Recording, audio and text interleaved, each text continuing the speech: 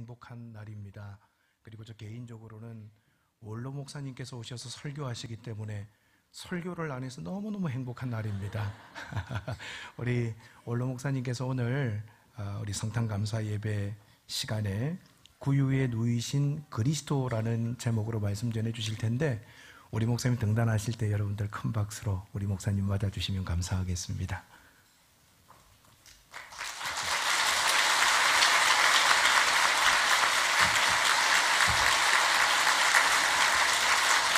감사합니다.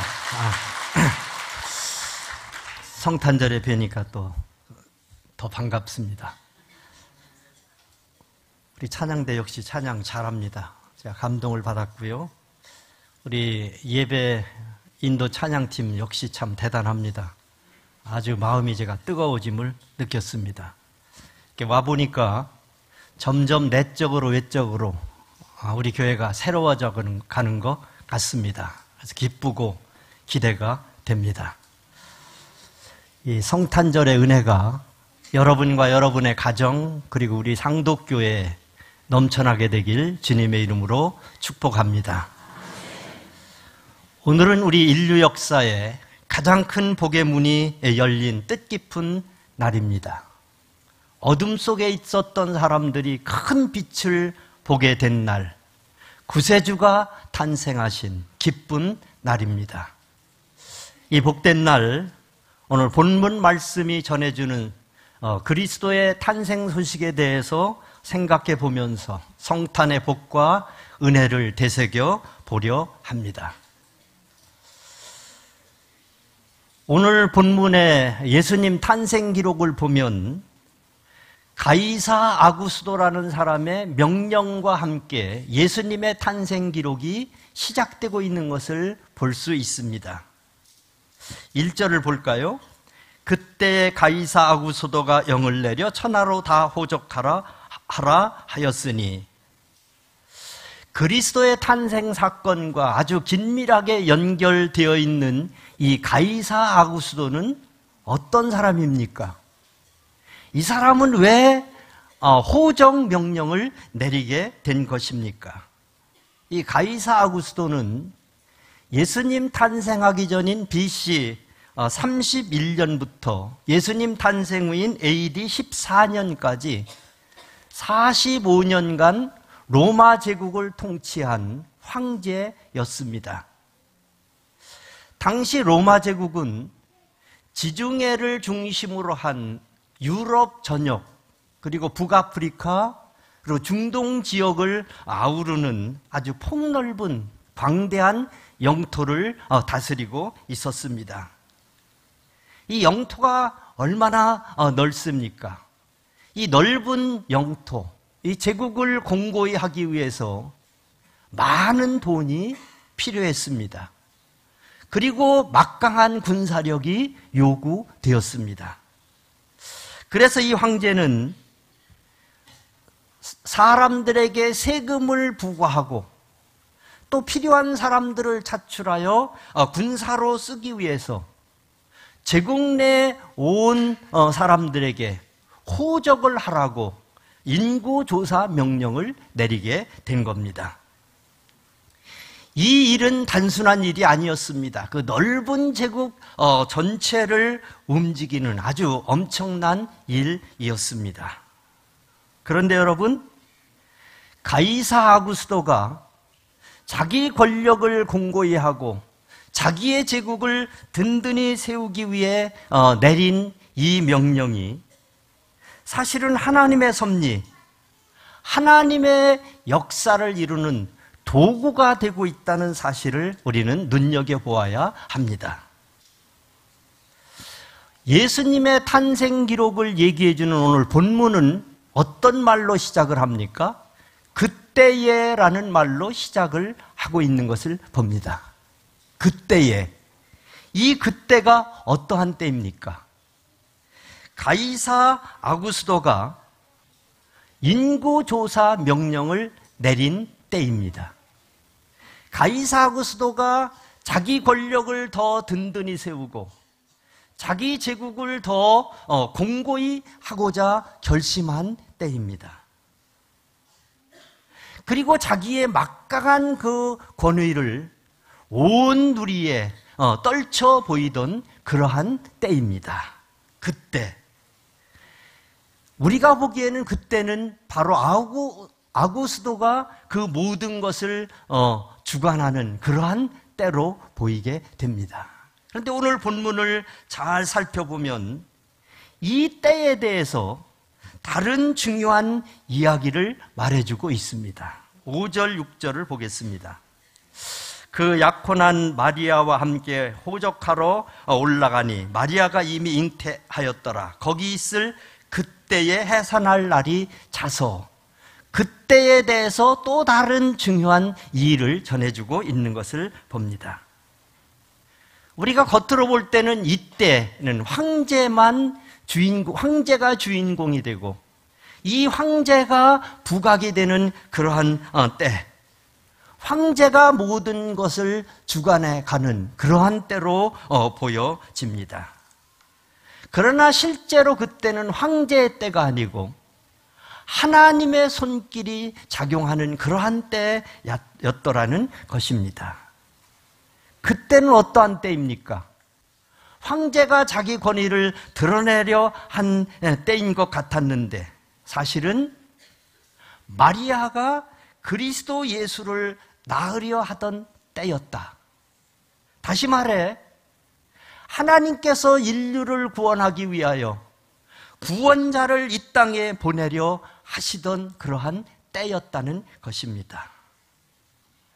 그러고 보면 가이사 아구스도가 인구조사 명령을 내린 것은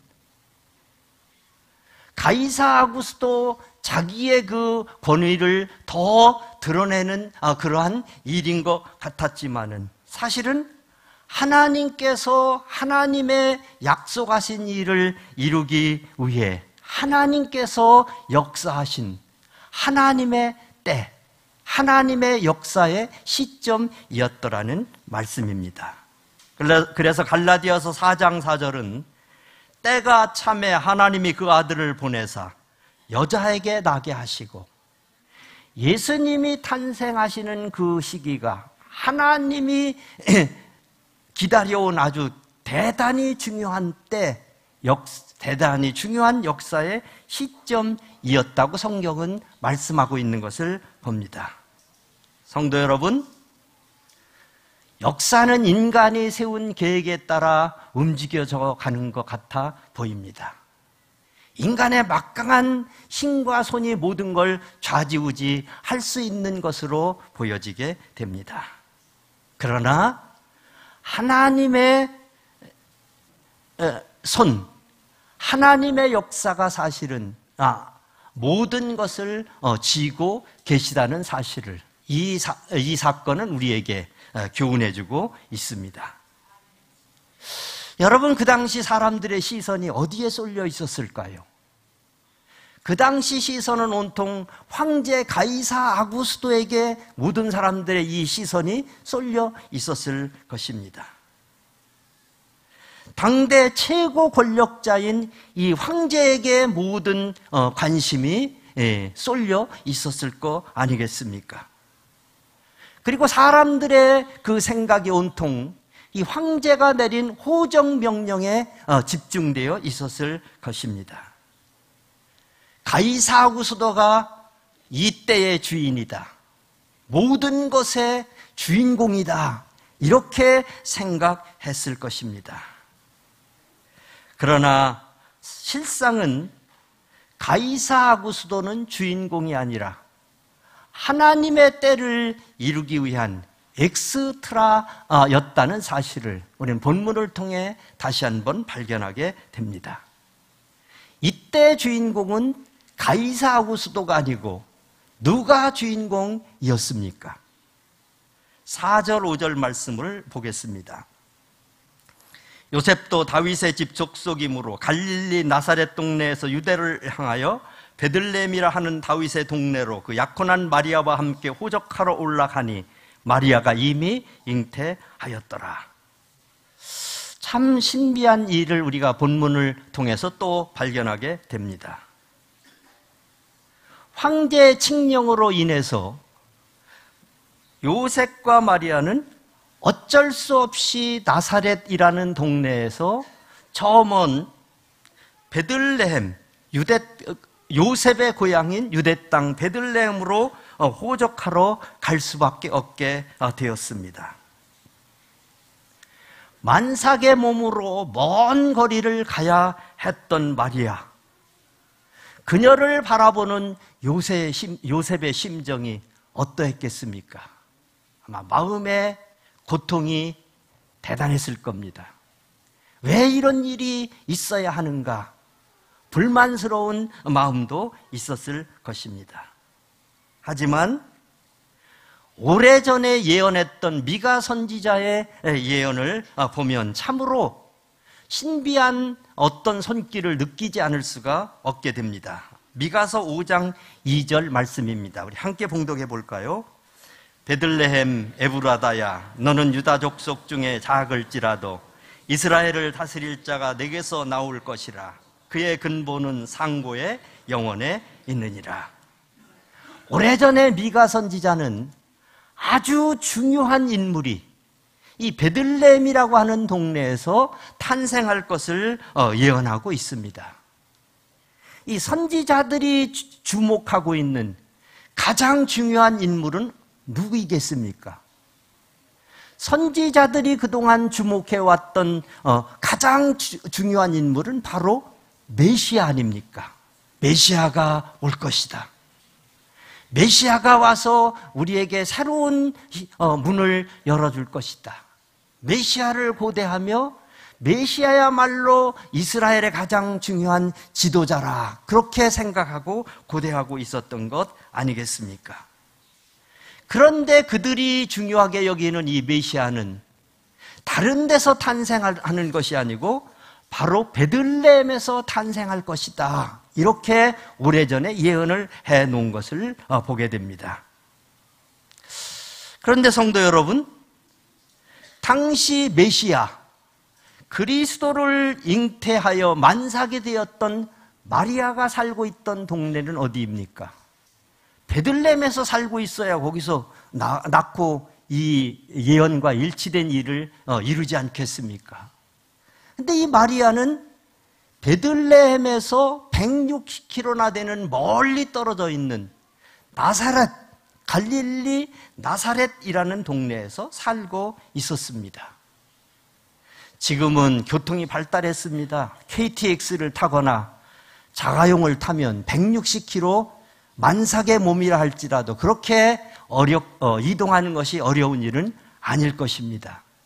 그렇지 않겠습니까? 그러나 교통수단이 발달되지 못했던 그 옛날, 주로 어디를 가려면 걸어서 움직여야 했던 그 시절에 이 160km의 거리는 만삭의 몸으로, 건강한 사람도 힘든데 만삭의 몸으로는 거의 움직이기 불가능한 거리 아니겠습니까?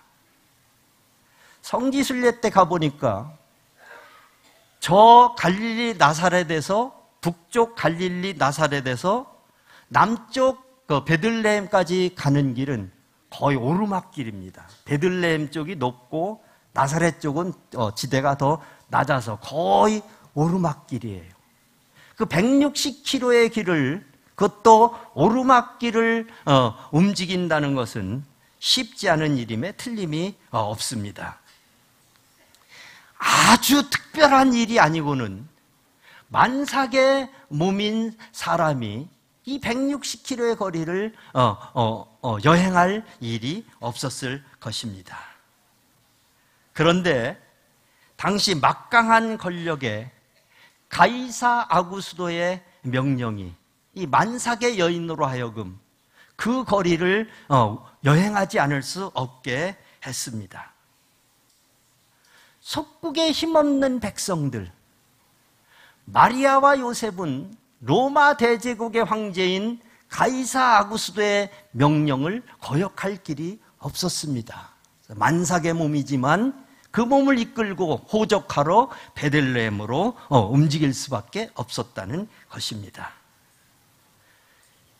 묘하지 않습니까? 여러분 한번 생각해 보십시오. 이때 가이사 아구스도가 호적 명령을 내리지 않았다면 어떻게 되었을 것 같습니까?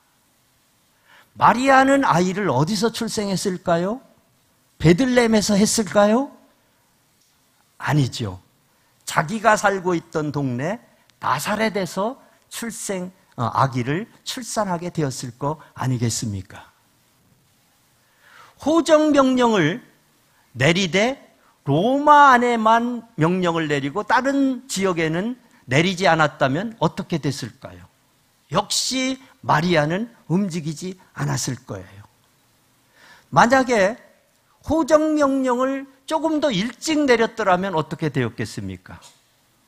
먼저 베들레헴에 다녀와서 호적을 한 다음에 다시 자기 동네 나사렛으로 되돌아가서 거기서 출산을 했을 겁니다. 좀 더 늦게 이 명령이 떨어졌더라면 어떻게 되었을까요? 나사렛에서 출산을 한 후에 나중에 베들레헴으로 호적하러 가게 되었을 것입니다. 그러면 그리스도는 베들레헴이 아닌 나사렛에서 출생을 하게 되었을 것이고, 그러면 성경에 예언되어 있던 이 예언이 성취될 수 없었을 것입니다.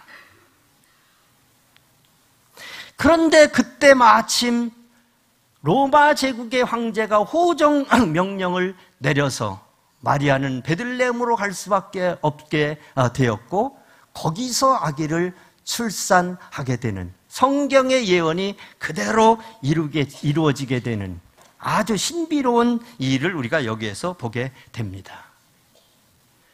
그러기에 이때는 바로 하나님의 때였음을 우리가 알게 됩니다. 가이사 아구스도가 모든 것을 움직이는 그런 것으로 보이지만 사실은 하나님의 역사를 지고 하나님의 그 일을 이루고 있었다는 것을 우리가 발견하게 되는 것입니다. 아마 당시에 요셉, 마리아는 왜 우리가 이러한 때 이렇게 먼 거리를 움직여야 하는가 도저히 이해를 하지 못했을 겁니다. 한편으로는 이렇게 된 상황이 원망스러웠을 것 같습니다. 그런데 그것은 사실은 무엇입니까? 결국 인류를 향한 하나님의 뜻을 이루는 그런 귀중한 발걸음이 되게 된 것을 우리가 발견하게 됩니다. 성도 여러분, 때로 왜 나에게 이러한 때 이런 일이 닥치게 되는가 이해가 안 될 때가 있을 것입니다. 원망스러운 일이 때가 있을 거예요. 짜증스러운 때가 있을 것입니다.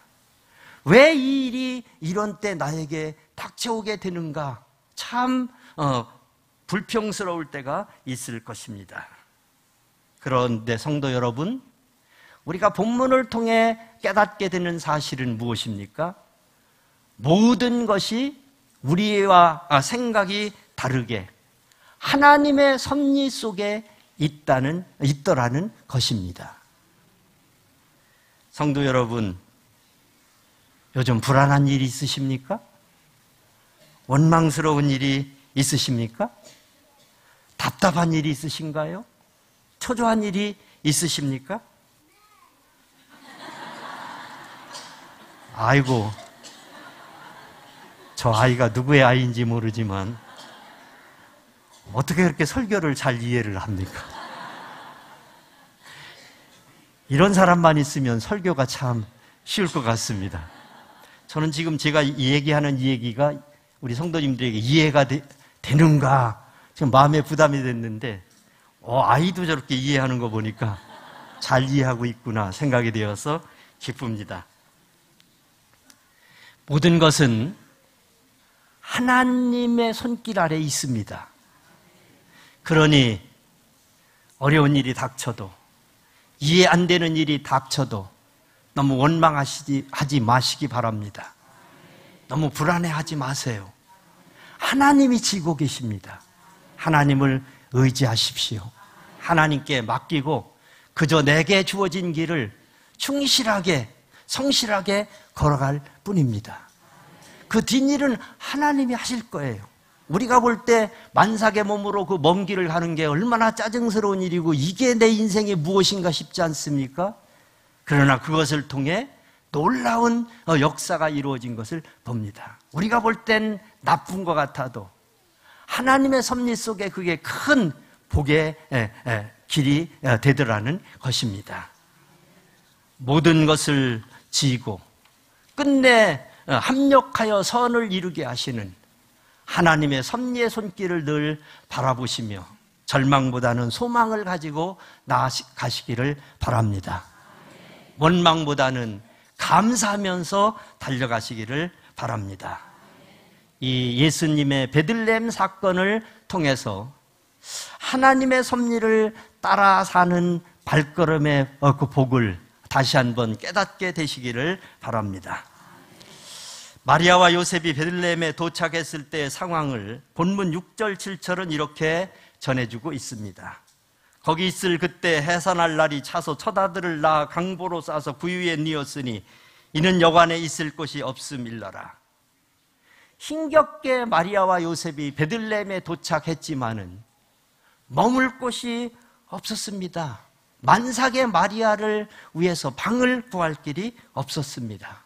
여관에 방이 없었다. 근데 우리는 이 말만 읽으면 저런 그 호텔 아니면 모텔 이런 데 방이 없었다는 것으로만 생각하기 쉽습니다. 그런데 여기 여관으로 번역된 이 말은 원어상으로 보면 사랑방이라는 뜻도 담겨져 있습니다. 사랑방도 구하지 못했다는 거예요. 그 당시 팔레스타인 지역의 그 부유한 사람들은 집을 크게 짓고 사랑방을 꼭 마련해 두었습니다. 거기 손님을 모시는 걸 자랑으로 생각하고 아주 자부심으로 생각하고 미덕으로 생각하고 있었습니다. 거긴 여관방만이 아니고 부자 사람들의 사랑방도 꽤 있는 동네였는데 예수님께서 방을 구하지 못하고 말구유에 누이게 되었다는 것은 베들레헴에 사랑방을 가지고 있는 여러 사람들도 마리아와 요셉에게 방을 내어준 사람이 아무도 없었다는 것을 또 가리키고 있습니다. 그렇게 메시아로 이 땅에 오신 그분은 누추한 포대기에 쌓여서 어디에 눕혀져 있습니까? 구유에 눕혀져 있습니다. 메시아, 그리스도가 화려한 침대가 아닌 말먹이통, 말구유에 지금 눕혀져 있습니다. 여러분, 이 모습을 그리면 어떤 생각이 듭니까? 역설적이잖아요. 만왕의 왕이 말구유에 누워있다. 요셉이 가난하고 돈이 없어서 만삭의 아내를 짐승의 우리에 있게 한 것일까? 저는 그렇지 않다고 생각합니다. 요셉은 이미 마리아가 만삭이 되었기 때문에 언제든지 해산할 수 있다는 것을 알고 있었습니다. 그래서 여차하면 이 뒷감당을 하려고 충분히 돈도 예비해서 떠났을 거예요. 돈이 없어서 방을 못 구해 말구유에 있게 된 것은 전혀 아닙니다. 이 만삭의 아내를 데리고 여행을 하다 보니까 발걸음이 느려서 다른 사람보다 늦게 갈 수밖에 없었어요.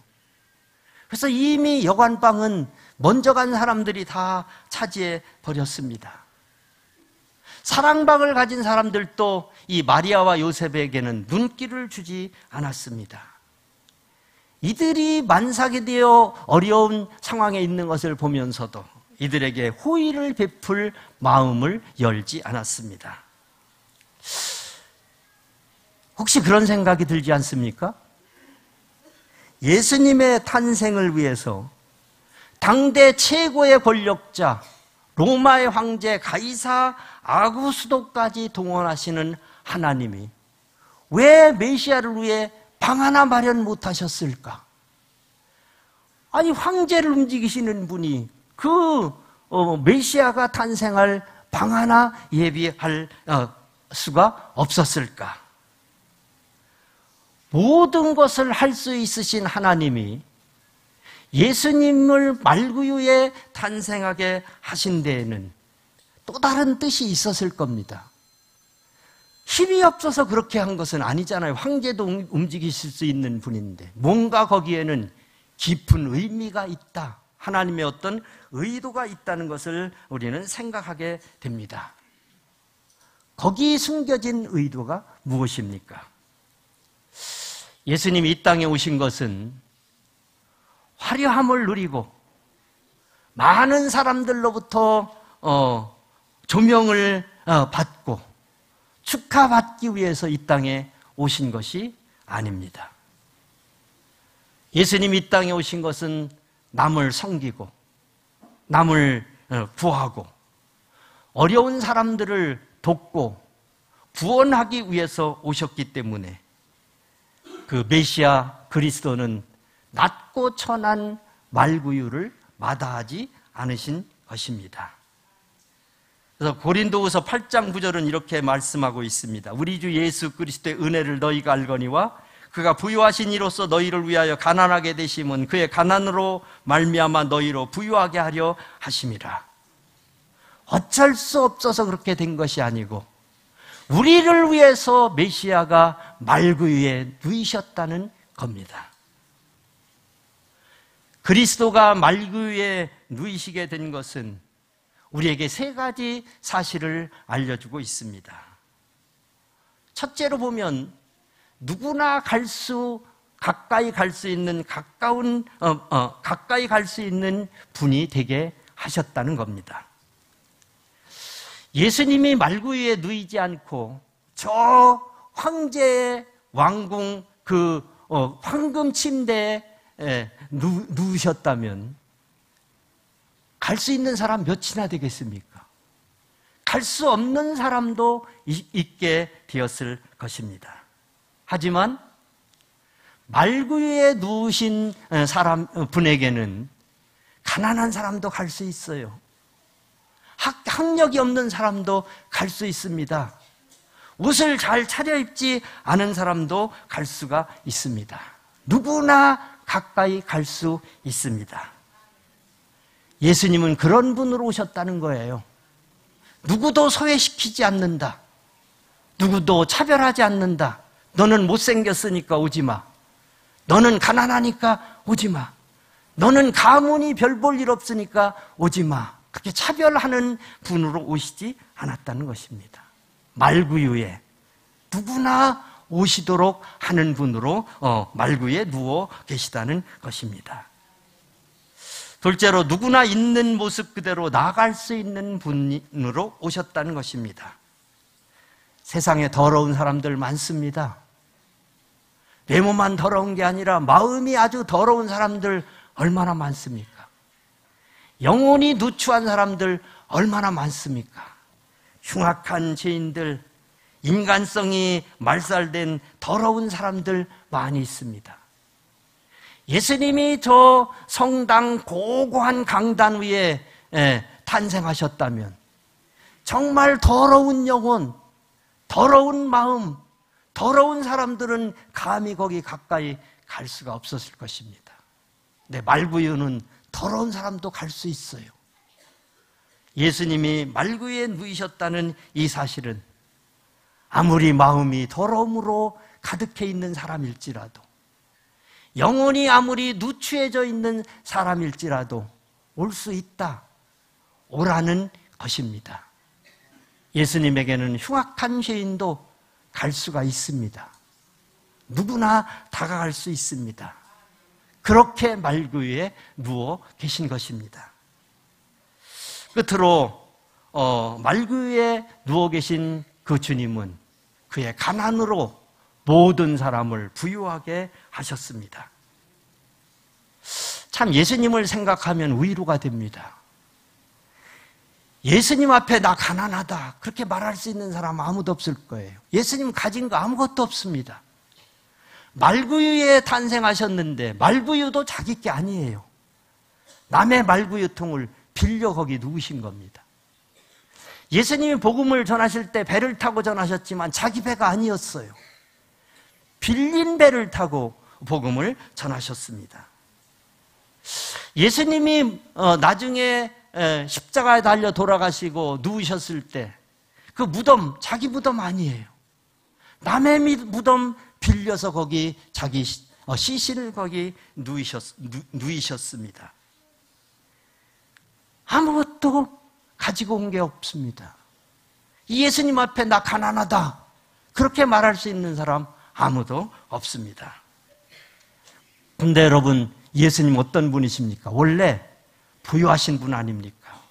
하늘 영광 보좌의 주인이신 분 아닙니까? 그분이 저와 여러분을 부유하게 하시려고 가난하게 되셨습니다. 하늘 보좌를 뒤로 하시고 낮고 천한 이 세상에 오셨고 그 중에서도 가장 낮은 말구유에 누이셨습니다. 그분의 그런 가난하심을 통해 우리 모두에게 소망을 주고 부유함을 주려고 그렇게 하신 겁니다. 우리 주 예수 그리스도의 은혜를 너희가 알거니와 부유하신 이로써 너희를 위하여 가난하게 되심은 그의 가난함으로 말미암아 너희를 부유하게 하려 하심이라. 성도 여러분, 우리 모두는 말구유에 찾아오신 그리스도 때문에 아무것도 없는 사람일지라도 그분에게 나갈 수가 있게 됩니다. 말구에 오신 예수님 때문에 더럽고 추한 우리도 그 예수님께 나갈 수 있게 됩니다. 가난한 자리에 오셨던 그분 때문에 우리도 위로를 받게 되고 또 그분의 그것으로 인해 우리가 또 부유함을 얻을 수 있게 되고 더 나아가 구원을 얻고 하나님의 은혜, 천국의 은혜를 누릴 수 있게 됩니다. 성탄을 맞이하는 우리 모두의 마음속에 말구에 오신 예수 그리스도의 그 임재가 충만하게 되는 이 시간 되기를 소망합니다. 우리 모두 우리에게 오사 구유에 누이신 예수 그리스도에 대해 감사가 넘치는 마음이 가득하고 또 그리하여 기쁨이 넘치는 이러한 성탄